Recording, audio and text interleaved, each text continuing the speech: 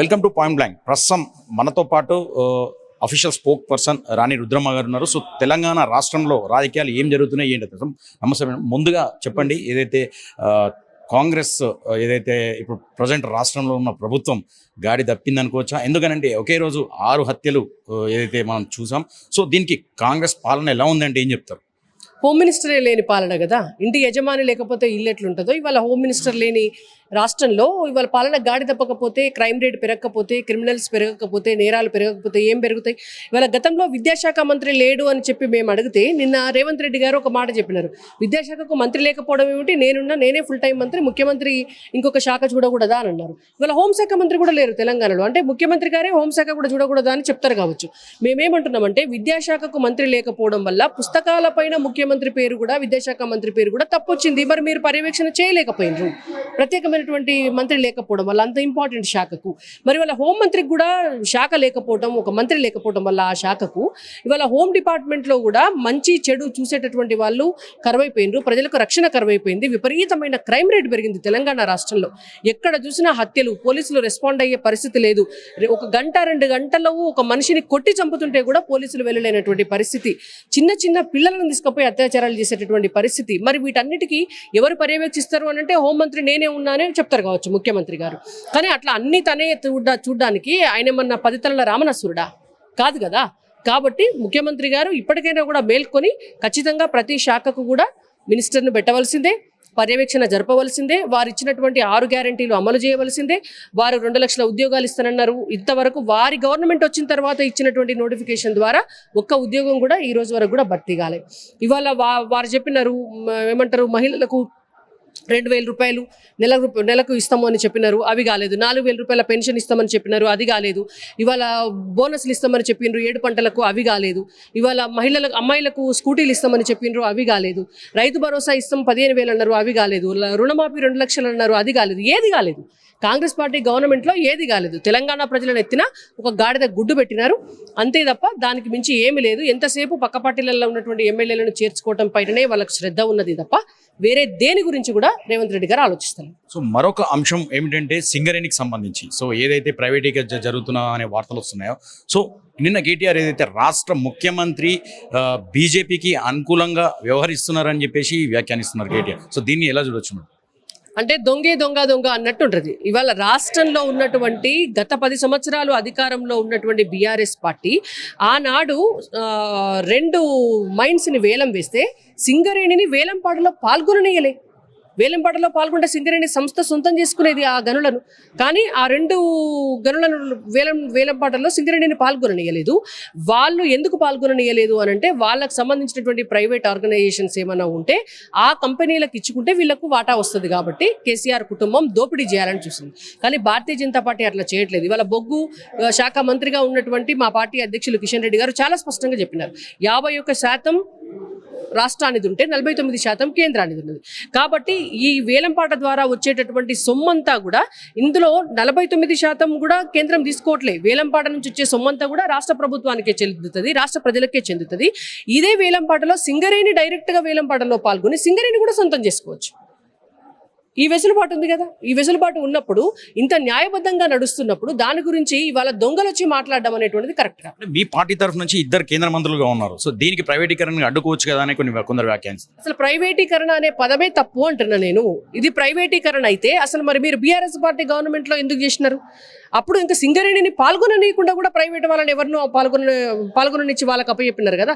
మరి వాళ్ళ అదెందుకు చేసినారు? మీరు సపడే కూకునేది ఉండే. అంటే ప్రైవేటీకరణ అనేటువంటి మాట తప్పు. వేలంలో సింగరేణి కూడా పాల్గొనవచ్చు, సింగరేణి సొంతం చేసుకుంటుంది కావచ్చు. రేపు 2, 3 బ్లాకులు వేలం వేస్తే, 10 బ్లాకులు వేలం వేస్తే సింగరేణి సొంతం చేసుకుంటుంది కావచ్చు. కాబట్టి దాని హెల్దీ అట్మాస్ఫియర్ ఉంటుంది కదా, ఓపెన్ మార్కెట్ ఉంటుంది. ఓపెన్ మార్కెట్ ఉన్నప్పుడు ప్రభుత్వ రంగ సంస్థ మరింత బలపడుతుంది. తప్పేమున్నది అందులో? ప్రైవేటీకరణ చేసే హక్కు కేంద్రానికి లేదు. ఎక్కువ షేర్ రాష్ట్రానికి ఉన్నప్పుడు కేంద్రం ఎట్లా ప్రైవేటీకరణ చేస్తుంది? సో మరొకటి, మీ పార్టీలో బీజేపీ అధ్యక్ష పదవిపై కుమ్ములాట జరుగుతున్నాయని చాలా వార్తలు వస్తున్నాయి. సో దీన్ని ఏమంటారు మీరు? అధ్యక్ష పదవికి ఎక్కువ మంది పోటీ పడితే అది ప్రజాస్వామ్యంలో మంచి ఆరోగ్యకరమైనటువంటి స్ఫూర్తిదాయకమైనటువంటి వాతావరణం ఉన్నట్టు. మాదేమి నియంత్రితమైనటువంటి పార్టీ కాదు. కాంగ్రెస్ పార్టీ లాగా గాంధీ కుటుంబం వాళ్ళే రాజ్యం ఏలాలి, బీఆర్ఎస్ పార్టీ వాళ్ళ లాగా కల్వకుంట్ల వారి కుటుంబం వాళ్ళే రాజ్యం ఏలాలని ఏ కార్యకర్త అయినా భారతీయ జనతా పార్టీలో అధ్యక్షులు కావచ్చు, ఏ కార్యకర్త అయినా ముఖ్యమంత్రి కావచ్చు, ఏ కార్యకర్త అయినా ప్రధానమంత్రి కూడా కావచ్చు, రాష్ట్రపతి కూడా కావచ్చు, గవర్నర్లు కూడా కావచ్చు. కాబట్టి మా పార్టీలో ప్రజాస్వామ్యబద్ధంగా ఎంతమంది అయినా పోటీ పడవచ్చు. ఇవాళ పార్టీ అధిష్టాన నిర్ణయం మేరకు ఎవరికి అవకాశం ఇచ్చినా మిగిలిన వాళ్ళంతా కలిసి పనిచేస్తారు. సో మరొక అంశం ఏంటంటే నీట్ అవకతవకలకు సంబంధించి బీజేపీ ముఖ్య కారణమని, సో ఎందుకు బీజేపీ మౌనంగా ఉంటుందని చాలా మంది వివరిస్తున్నారు. బీజేపీ ముఖ్య కారణం ఎట్లయితుందండి? ఇప్పుడు నీట్ అనేటువంటి ఎగ్జామ్కి సంబంధించినటువంటి అది ప్రతి ప్రశ్నపత్రాలు వెళ్ళటం కానీ, పరీక్ష నిర్వహణ కానీ ప్రతి రాష్ట్రంలో ఉంటుంది. ఇవాళ ఇన్ని రాష్ట్రాలలో ఉన్నప్పుడు ఏదో రాష్ట్రంలో జరిగేటటువంటి మిస్టేక్కి సరే ప్రభుత్వం డెఫినెట్గా బాధ్యతాయుతంగా ఉండవలసిందే, ప్రభుత్వానికి బాధ్యత ఉంటుంది. అందుకే సిబిఐ ఎంక్వైరీ కూడా వేయటం జరిగింది. నిష్పక్షపాతంగా ఎంక్వైరీ జరగాలి. దీనికి బాధ్యులు ఎవరైతే ఉంటారో వాళ్ళందరినీ కూడా శిక్షించాల్సిందే. గత 10 సంవత్సరాలుగా ఎప్పుడు కూడా ఇట్లాంటి సంఘటన జరగలేదు. 10 సంవత్సరాల నుంచి నీట్ చాలా మంచిగా ఎగ్జామ్ అంతా కూడా జరుపుకుంటూ వచ్చింది. ఈ సంవత్సరమే దట్టు బీహార్ లాంటి రాష్ట్రాలలో ఇవాళ మూలం ఎక్కడ ఉన్నది అని అంటే అక్కడ లాంటి రాష్ట్రాల్లో ఉన్నట్టుగా బయటపడుతుంది మనకు. కాబట్టి దాన్ని కూడా వెలికి తీసి ఇంకొకసారి జరగకుండా చూసుకునే బాధ్యత డెఫినెట్గా కేంద్ర ప్రభుత్వానికి ఉంటుంది. మేము చూస్తాము. కానీ ఇవాళ ఏదో ఒక రాష్ట్రంలో ఆయా రాష్ట్రాలలో కరప్షన్ని పెంచి పోషించి ఆయా రాష్ట్రాల్లో పైసలు ఇస్తే పేపర్లు కొనుక్కునేటువంటి పరిస్థితి క్రియేట్ చేసినటువంటి రాష్ట్ర ప్రభుత్వాలు వ్యవస్థని కరప్ట్ చేసి అక్కడ ఒకటో రెండో తప్పులు జరగడం వల్ల మొత్తం దేశానికంతా కూడా ఇది చుట్టి వాళ్ళ విద్యార్థుల భవిష్యత్తు ప్రశ్నార్థకమైంది. కాబట్టి నేరం చేసిన వాళ్ళని ఎవరిని కూడా బీజేపీ వదిలిపెట్టదు. డెఫినెట్గా వాళ్ళందరూ శిక్షింపబడతారు. నీట్ విషయంలో కేంద్ర ప్రభుత్వం పారదర్శకంగా ఎంక్వైరీకి ఆల్రెడీ రిక్వెస్ట్ చేయడం ఉంది. సిబిఐ ఆల్రెడీ టేకప్ చేసింది. కాబట్టి లెట్స్ సీ. సో మహబూబ్నగర్ జిల్లాకు సంబంధించి చూసుకుంటే ఏదైతే గిరిజన అమ్మాయి చెంచు ఈశ్వరి ఘటన ఎట్లా చూడొచ్చు మనం? ఇవాళ నేను ఇందాకే చెప్పిన మీకు, ఇవాళ హోమ్ మినిస్టర్ లేని రాష్ట్రం అయిపోయింది, తండ్రి లేని కుటుంబం లాంటి పరిస్థితి ఏర్పడ్డది.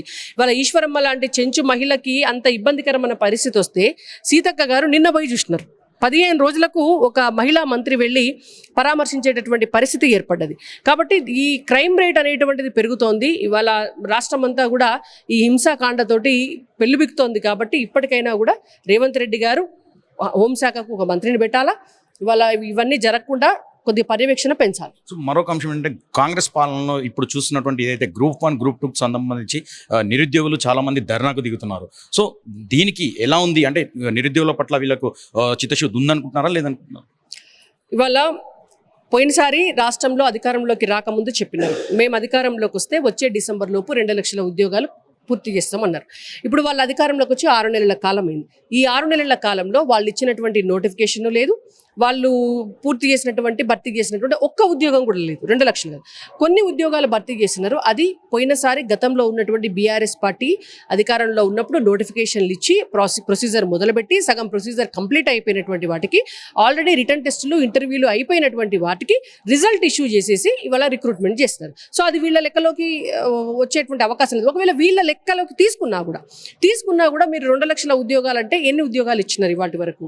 అసలు మీ జాబ్ క్యాలెండర్ ఏది? ఫస్ట్ నీకు ఒక ప్లానింగ్ ఉంటాయి కదా, అంటే ప్లాన్ ఆఫ్ యాక్షన్ ఉంటే తర్వాత దాన్ని రిక్రూట్ చేసే అవకాశాలు ఉంటాయి. అంటే ఈ రోజు వరకు జాబ్ క్యాలెండరే తయారు చేయలేని పార్టీ నిరుద్యోగుల పట్ల లాభం చేస్తుందని దానికి ఏం నమ్మకం ఉంటుందండి? నిరుద్యోగ భృతి 4,000 రూపాయలు ఇస్తున్నారు. ఏవి మీరు యువతకు అందరికీ కూడా ఒక కమిటీలుగా టీమ్గా తయారైతే వాళ్ళందరికీ కూడా ఫండ్స్ ఇచ్చి వాళ్ళను పారిశ్రామికవేత్తలు చేస్తున్నారు.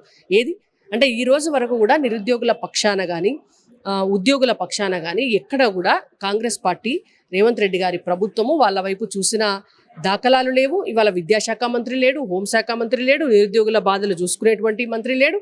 కాబట్టి ఇవాళ ఉన్నటువంటి పరిస్థితిలో డెఫినెట్గా కాంగ్రెస్ పార్టీ ప్రజల కోపానికి, ప్రజల ఆగ్రహానికి గురి కావాల్సినటువంటి రోజులు ఎంతో దూరంలో లేవు. ఆల్రెడీ గ్రౌండ్లో ప్రజలు డిస్కస్ కూడా చేసుకుంటున్నారు.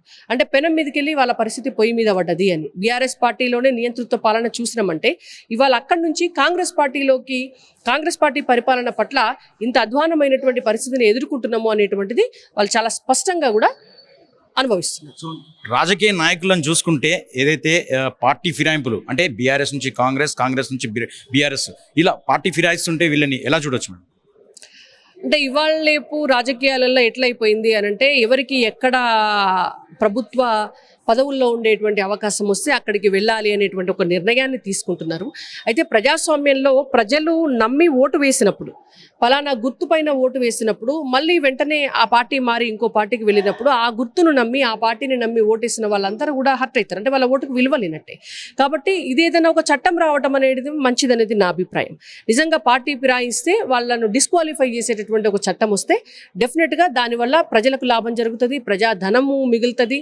ఇవాళ ఇట్లా పార్టీ ఫిరాయింపులకు వెళ్ళి ఒక ఏమంటారు ప్రజల పరిపాలన మీద దృష్టి లేకుండా సమయం అంతా కూడా వృధా చేసే దిశగా పార్టీలు కూడా ఆలోచించమని నేను భావిస్తున్నాను. Okay, thank you. సో మొత్తానికి చూశారు కదా, రాష్ట్ర రాజకీయాలపై కాంగ్రెస్ సంబంధించి పార్టీ పాలనపై పూర్తిగా వివరించిన రాణి రుద్రమ్మదేవి.